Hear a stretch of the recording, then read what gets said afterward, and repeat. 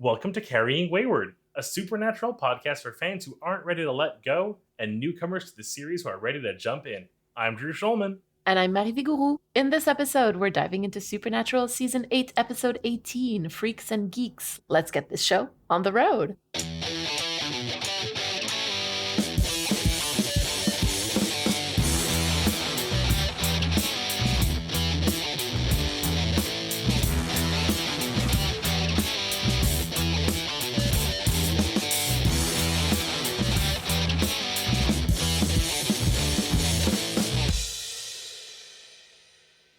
This was another very fun live watch during our extended Pride Month Let's Watch with Everybody. It's been so much fun to actually be able to hang out with people more often than we usually do. I really love that. I don't know what it means for the future, but it's something I definitely want to look into again. It's been a lot of fun. I'm like, maybe this needs to become more of a yearly thing where we have a full month of watching stuff with everybody. I like that idea. So, what did you think of this episode? During the live watch and on rewatch, I suppose. Honestly, love this episode. I think it was a really cute episode. I know during the live watch, had some opinions about Aiden, who I eventually learned to love because I realized it was not his fault that he was being manipulated. I feel like every time we get a really fun one-off character, I go I hope they return and get another episode. So one of them finally did with Chrissy, and I was just amazing. When we watched the episode with Chrissy, you were and we're probably never going to see her again. And I was The one time I don't assume we're going to see them again, I'm wrong. I know. Not just her as a character, but getting to see the little bit of a relationship with Dean grow and that kind of father adopted niece type energy going on. It was really lovely. This week, Patreon and Coffee supporters got to hear us answer the question, what was the makeout spot when you were a teenager? On the supporter-exclusive Impala Talk feed, you can go to carryingwayward.com to support us and claim your perks. Well, with these fine words, 3, 2, 1, dweeb. We are brought back and reintroduced to Chrissy, as I said at the top of the show. She's with 2 other young hunters, one of whom is about to turn 18, so there's a whole legal gibberish thing there. But they have all lost family to, ostensibly all to vampires. And thanks to Victor, this air quote, very nice stranger who took them all in and is helping them live incredibly nice and normal lives while also training to be hunters, it turns out was working with the vampires and killing their families to trick them into working for him so he could train them into his own little puppet hunters. And he thinks he's doing it for the greater good. Of course, the brothers get involved. They realize something's wrong in their own little ways. They eventually figure it out. And a bit of an iffy ending with Victor ultimately, but he's out of the picture, and the 3 of them, despite being so young, seem to be in a good place and know what they're doing, and Dean and Sam respect them for that. And it's a very cute ending and time. Honestly, it's really interesting because there really isn't that much of a long game in this episode. It was written by Adam Glass, directed by John F. Showalter, and originally aired on March 27th, 2013. So like you said, we get Chrissy back in this episode. We first saw her in 7-11, Adventures in Babysitting. We get a callback to a lot of different hunters also in this episode, Martin, Garth, and Bobby. Oh my god, we do get all of them. Yeah, wow. All in really bad ways, actually, which is really sad. I think Garth's okay. Yeah, well, no, because he says Garth was dropped on his head when he was a baby. Oh, I'm thinking of the other one at the end where he says Garth is going to come check in on you guys. One thing that we don't get in this episode, which I thought was interesting also, is a callback to Dean having been turned into a vampire and cured, right? We get an indirect callback to that through the cure itself, but no mention of Dean's experience through it. As someone looking on the outside looking in, I can understand Dean's not willingness to admit that regularly in front of people. I used to be a vampire. Especially not in front of other hunters. Do you think Benny knows he used to be a vampire? I'm assuming it came up in conversation. That'd be the most wild ass thing to have a conversation about. I want that fanfic. I'm sure it exists, Drew. And otherwise, that's about it. Like I said, this episode is pretty self-contained. A very good self-contained episode that didn't need to shoehorn in some sort of one last plot, seasonal relevant thing that doesn't fit in the episode. It was allowed to stand on its own. Yes, and I think that it's actually much stronger for it. So I was really excited about that. I thought that was cool.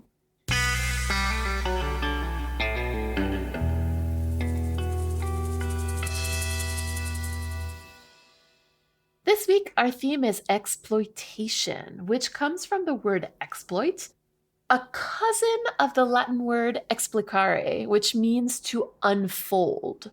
Now, the word exploitation didn't always have like a negative connotation. In fact, it appeared in the early 1800s, and it was meant at the time to talk about like a mining or a farming endeavor, for example. Then, in the mid 1800s, the French socialists realized that in order to have, let's say, like a mining exploitation, then business owners had to also be exploiting their workers. And so the term was also widely and rightly used by anti-slavery activists in the US. So I think it's particularly important when talking about exploitation to keep in mind those two things, that the word is very closely linked to labor and that it's just as closely linked to vulnerability in like the societal sense, I guess. So in order to exploit people, you need to be taking advantage of their labor, meaning like reaping the benefits of their labor for yourself, and also be quote unquote allowed or continue doing that because the people whose labor you're exploiting are vulnerable and they don't have another choice but to work for your benefit.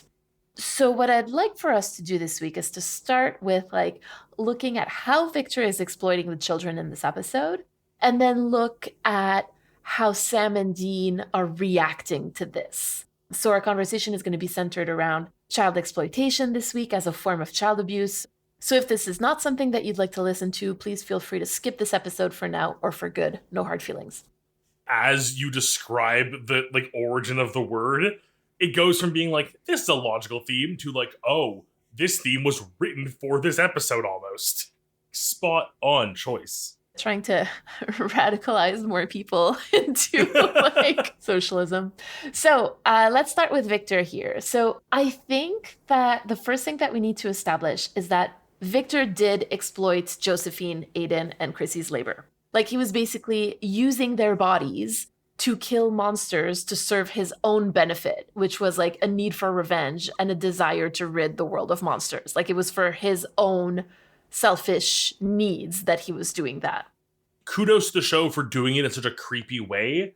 Not to say that there's a non-creepy way to use someone, specifically children, but like the way they went about it and like the layers they used to really create, like they didn't make him a creepy character initially. They let him be a like what's the sympathetic character, and then the layers are revealed. Yeah, exactly. Like it takes a while to peel back those layers. Although, I mean, he does look like a serial killer. I'm just going to put that out there. So I think someone in the live watch said he looks like Jeffrey Dahmer. Yeah. Oh, gosh. And he's like very openly exploiting their trauma. And to be fair, like more than that, I think he actually went and created trauma for them by orchestrating the murder of their families and then promising them revenge from the people who supposedly killed their family. Already, like, awful for him to take advantage of these children, but, like, to go ahead and not just take advantage of a situation, but build the situation in which he can take advantage of them is, like, actually so much more evil. And he's also exploiting their inexperience, not only as hunters, but as people. It's actually Dean that says that Victor and Blue Van Vamp have been, like, and I quote, turning fresh vamps and setting them up for you kids as easy kills. And these teens, being teens, don't actually have the wherewithal to know that these were easy kills or that something about that and the stuff that had been happening just wasn't quite right. They just didn't know. They didn't have the experience, the life or the hunting experience to be able to say that. I hate how well thought out this plan is and how well it works because it is just so grimy and scummy. To abuse their trust as an adult who claims to be the only person looking out for them and thinking that they think he's doing the right thing is like just so twisted. So I'm glad that you're bringing this up because I think that to me, this is what, I mean, everything was really awful. What makes this even worse, I think, is that Victor actually exploited like their legal and emotional need for an adult to be around. Like I said, like I think this is where we really see how pervasive this exploitation really was. Because these kids are vulnerable because of their age, because of their youth. Not only because it means that they lack life experience, like we talked about, but also because, like, because of the laws of where they live, where they are, those laws require them to depend on an adult, right? Like they're actually not allowed to live by themselves. They're not allowed to do certain things without an adult present. They don't have the same rights as adults in many ways. Victor is using like a systemic vulnerability in order to exploit these children and their labor. Like genuinely one of the most villainous characters the show has given us in a long bloody time. Before we move on to talking about how Sam and Dean are reacting to all of this, I do want to come back to something that's kind of turning out to be a very important theme this season. And that's the duality between men of letters and hunters. You know, the brain and the brawn, the head and the heart, as it's been so beautifully pointed out during one of our live watches, actually. I believe that it was Lucia who said that while we were listening. Because we talked about this in 813 when we talked about Sam claiming the men of letters side and then Dean claiming the hunting side. I remember at the time saying that it's not all black and white and that they each have like some or both of them, but that they're leaning more towards one or the other, right? And that there's power in choice, etc., etc.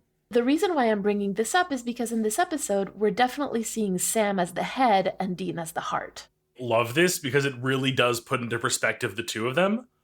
But I feel like, unlike the past examples, it's not so much a head versus heart, but like rather a really nice little symphony and harmony of the two. Like they both seem to be feeling off about this in their own unique head/heart ways. And I kind of love the way they kind of both view this situation. What's important here is the way that they get to the conclusion, because they both know that this is wrong. The way that they get to the conclusion that it's wrong is very, very different, and it's through head and or heart.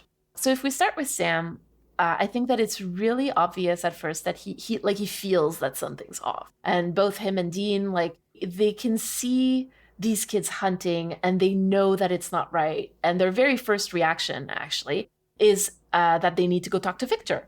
And it's actually Sam who vocalizes it first. He's like, so we go talk to Victor. And here Sam is having like a gut reaction to this, or one might say a heart reaction to this. And I think that this really calls back to 816. Remember the Titans when he tells Oliver that they should go get some ice cream sundaes, you know, instead of watching Dean burn like the body of Prometheus? Because Sam knows that kids don't belong in hunting because he's lived it, right? Dean too, but we're talking about Sam here. And so I would argue that like he has this embodied reaction to watching the kids like bag up the vampire corpse and throwing it in the back of the van. Like it just feels wrong to him. Yeah, there's something about like the nonchalantness of all of it where it's like this is so regular to them that just feels so weird. But I do like how Sam is kind of on a journey now that sees him wanting, like, so we know Sam's journey right now is he wants to end hunting forever, not just for him, but for everyone. And I think seeing literal children doing the work he wishes he could see an end for the likes of himself and Dean is sounding so many warning bells in his head. Plus, we know Sam's experience being a child around hunting. It's not something you get into lightly or without cause. So he knows there has to be more to this. Like there's, as much as I agree this is a heart or gut feeling, there's the calculations going already. Oh, for sure. Because Sam being Sam, like he needs evidence, like he needs to explain, he needs to understand. And so once they get to Victor's, he's listening to Victor and he's listening to the kids and he's doing all of that with a very open mind. Like he's really giving the situation the benefit of the doubt because he's relying on his head and his logic to find answers for him. I just think that like if you think about Sam's history, you know, with not being able to trust his senses all the time because of his hallucinations in seasons 6 and 7, like it makes so much sense that he would actually rely on his head to make informed decisions. So he's observing the kids and their interactions with Victor. He's asking questions. He's like gathering information. And he finds the answer by following his head and his logic, even if his heart had already told him that what he was seeing was wrong in the very beginning. My little symphony and harmonies. I love seeing this duality of Sam here. Like, you're so right. His heart started him on this journey, but it was his brain that he leveraged to get to the bottom of things. Albeit a little bit later than it could have been. But I wonder if he had stuck to his gut or his heart more, would he have not found himself tied to a chair by the end of the episode? I mean, I think you can always make that argument, right? But I also think that Sam would not have been satisfied with just following his gut. Like he needs evidence, he needs proof just because of who he is and what he's been through. He would never just go with his gut on this. He would have to do the research, even if it meant not jumping to a conclusion, even if he felt he was right at the beginning. Dean, on the other hand, relies on his heart to know immediately that the situation is wrong. And and I do want to pull a little bit from like earlier seasons when Dean was called the righteous man. And this episode makes me wonder if part of the reason why Dean was so often right on this show might be because he actually follows his heart, arguably more than most other characters so far. There's also a comment to be made about how Cass follows his example for this because, the too much heart was always Castiel's problem comment, I think could be interesting to talk about here. I love that, given how we've discussed how Castiel's human side came from spending time around Sam and Dean. I say both, I mean Dean. So it would make sense for Dean, who is so... The irony is the term I would use is headstrong, but it's actually heartstrong in this case, is the more accurate descriptor. Is how Cass has also learned to throw himself into situations in the same way.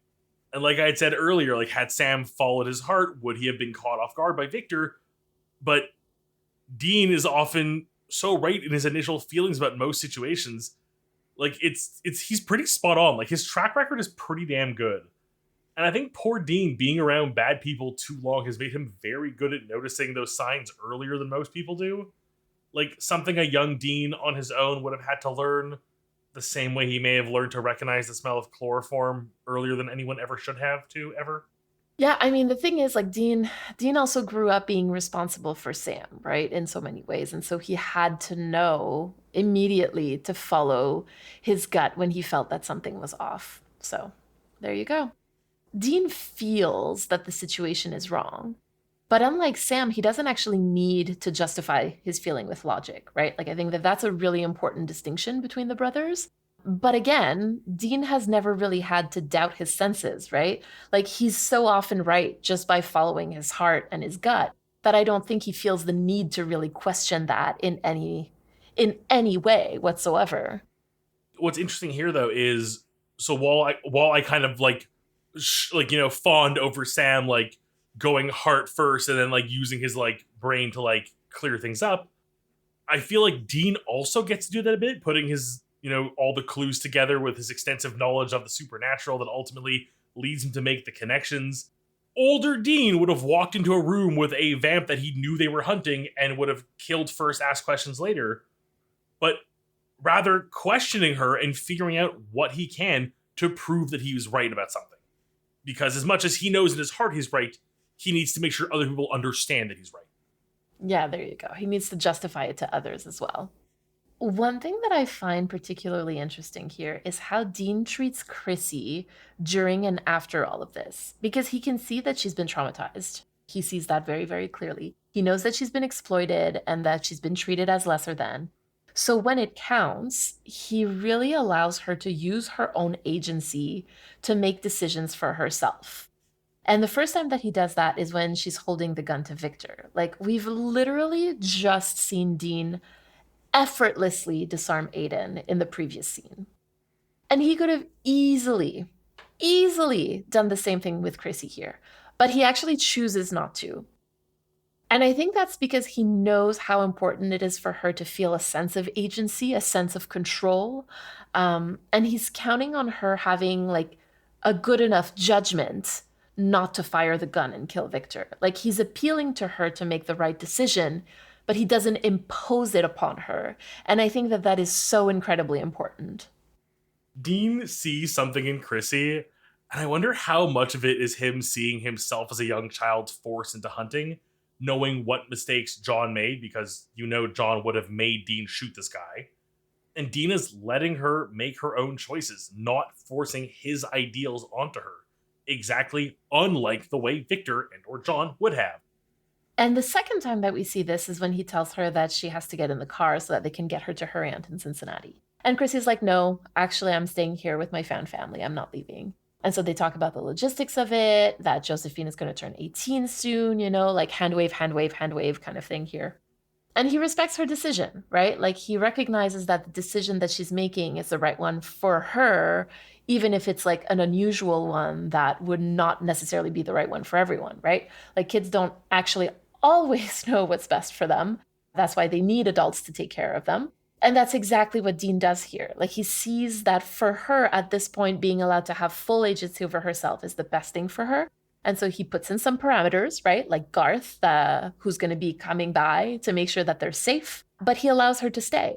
This moment, to me, is such a great sign of emotional growth in Dean. He needs to let her make her own choices, and yet still thinks he knows best here until they talk and he reevaluates and he allows his heart and his brain to balance and makes a smart and informed decision.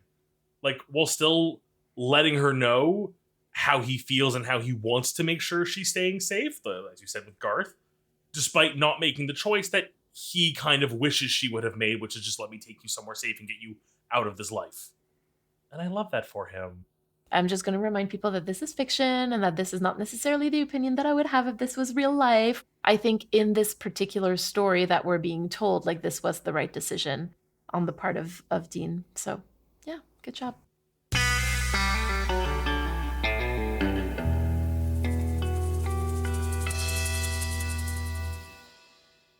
This episode pulls its name from a very popular TV show that aired in 1999 and 2000. A single season with 18 episodes that revolved around, well, some freaks and geeks. Without going too much into the show itself, the most major and obvious theme is self-discovery.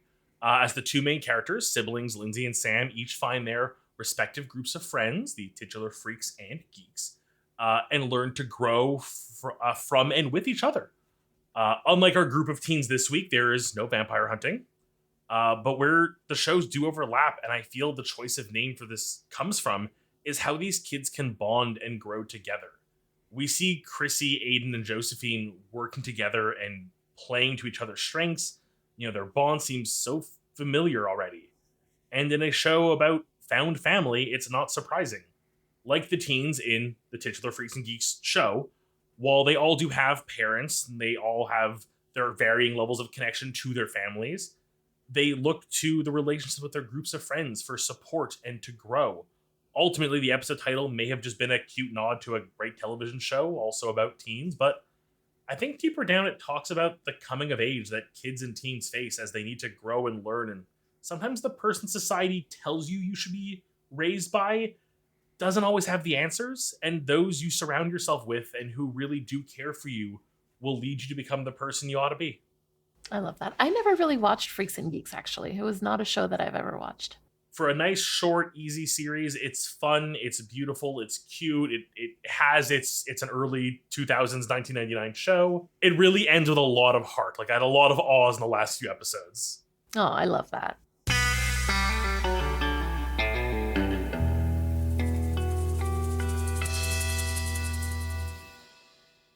This week we have a message from Nell. Before we listen to it, we want to remind you to send us a 3-minute voicemail. To respond to anything we discussed today, or ask us a question, you can use the recording app on your phone and email us that recording at carryingwayward@gmail.com. Hi, Carrying Wayward. It's Nell. I'm here this week. I want to talk about bibbing. So obviously we don't know a lot about the Leviathan practice of bibbing. We don't know if it's a long-time cultural tradition that emerged in purgatory. We don't know if it's something Dick Roman came up with when he saw a Red Lobster ad on TV. But we do know one crucial thing about bibbing, and that is that they start the bibbing process by eating the hand first. And I just want to talk a little bit about how practically stupid that is to start that way. Like, logistically, that is not the best way to go about bibbing, because, typically we use our hands to eat. And so if you start by eating the hands, then, well, you're out your arms, and then there's not much you can do. So unless bibbing is actually just eating the arms, they really should be doing it a different way. This might be a little graphic, so I'm sorry, but the most practical way to go about bibbing would be to start with the legs, with the feet, using the arms and the hands to, and I'm assuming a lot here about Leviathan flexibility, but we'll just go with the thought that they're fairly flexible, so this works, that they use their arms and their hands to lift their legs up into an eatable position, and then they go with that. But in any case, regardless of where they start, at some point they will need assistance from other Leviathans if they're going to eat the entirety of themselves, because you can't, there's just parts of the body you can't reach with your mouth unless you're able to, like, extend your neck in a very strange position. So at some point, other Leviathans will have to get involved and start cutting off chunks of the body to feed to you. But in any case, the worst possible way to start would be with the hands, and so I would just like to say that the Leviathans are dumb for this. And that's my thoughts about the mechanics of bibbing. So I would love to know yours and how you feel about them starting with the hands. As always, great content, and I will surely talk to you again soon. Bye. Nell, I don't even know where to start.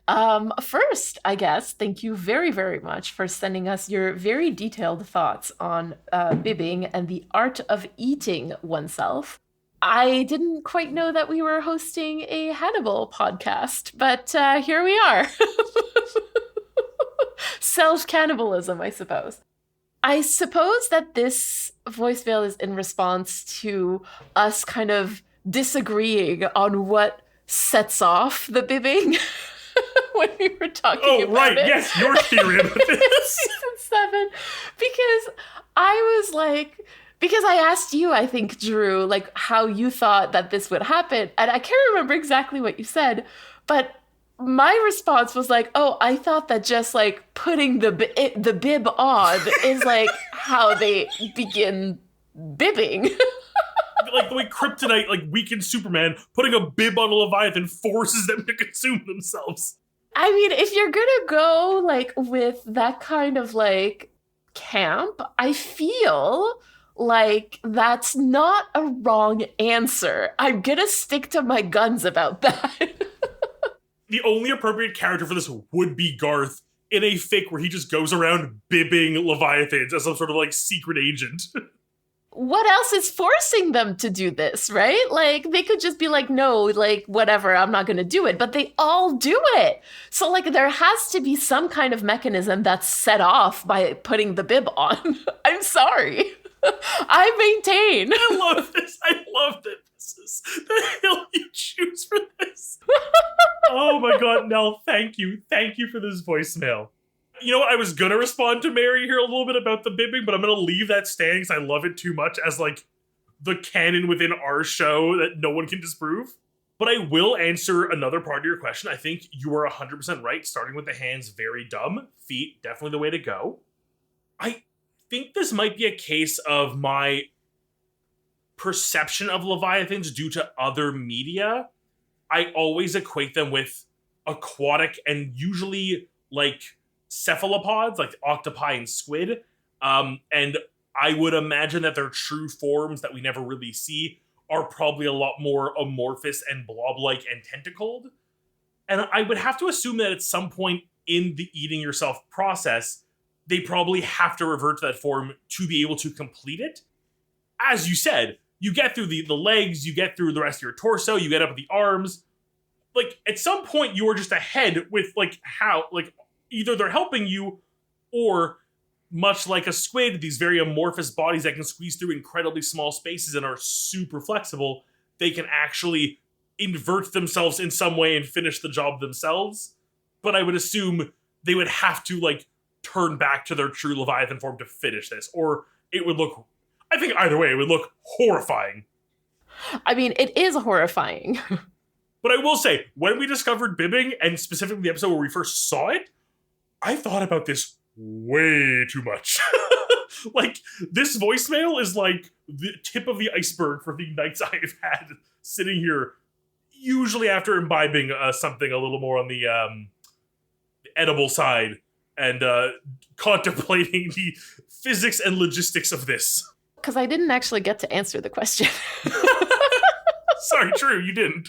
Like you said, Drew, I think you have a very important part of the answer when you say that they have to revert to like their Leviathan form, because they do, right? Like the big mouths like open, rah, and then like, I wish people could see what I'm doing right now. Oh, don't worry, they will in a couple of weeks when I put this edit together. So like they like the mouth like opens like really, really wide, and then they just go and like eat themselves, right?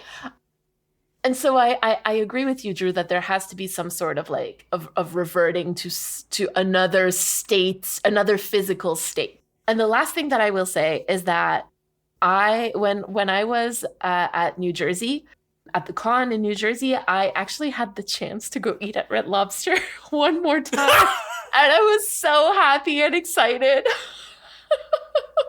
And they didn't have bibs, and I was so sad. I'm sure they must. How many bibs those actors have had to sign in their life since this show? I then have one last question before we leave this voicemail section, and that is, do we think certain bibs are more effective than others? Like, is Red Lobster the choice bib, or is it just the right material? Of course, right? Some bibs would be more effective than others, which is why they have the specific bibs like in the little like suitcase, right? Oh, true. They can't just like put any kind of napkin on. They have to put a specific bib on. Listen. So maybe that's what happens. Garth finds out that there's a very specific way to make the bibs, and it turns out coincidentally this one restaurant does them the exact way, and they're going out of business, and he buys their entire stock like some weirdo at a garage sale. And they're like, why does this random dude want 500 plastic bibs? Oh, that is the adventure movie I want to watch. The one we deserve.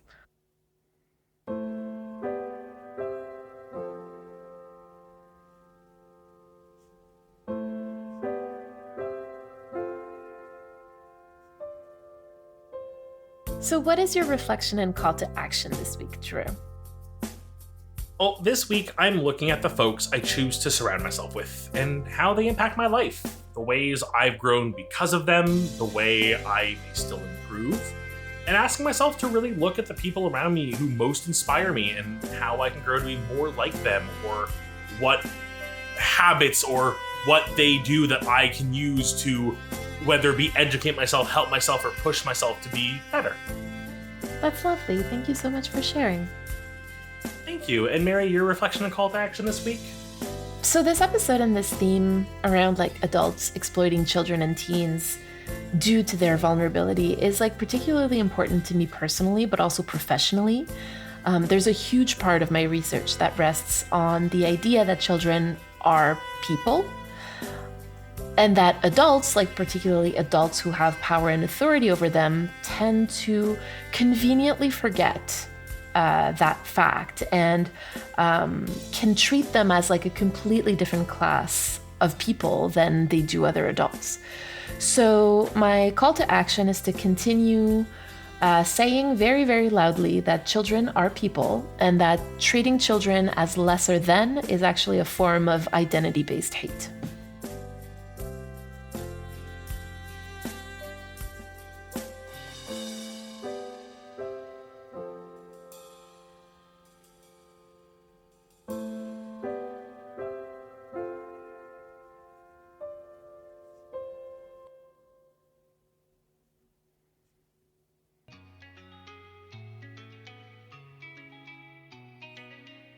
This was Carrying Wayward, a supernatural podcast produced by Rochelle Castellano, hosted by Marie Vigouroux and myself, Drew Schulman.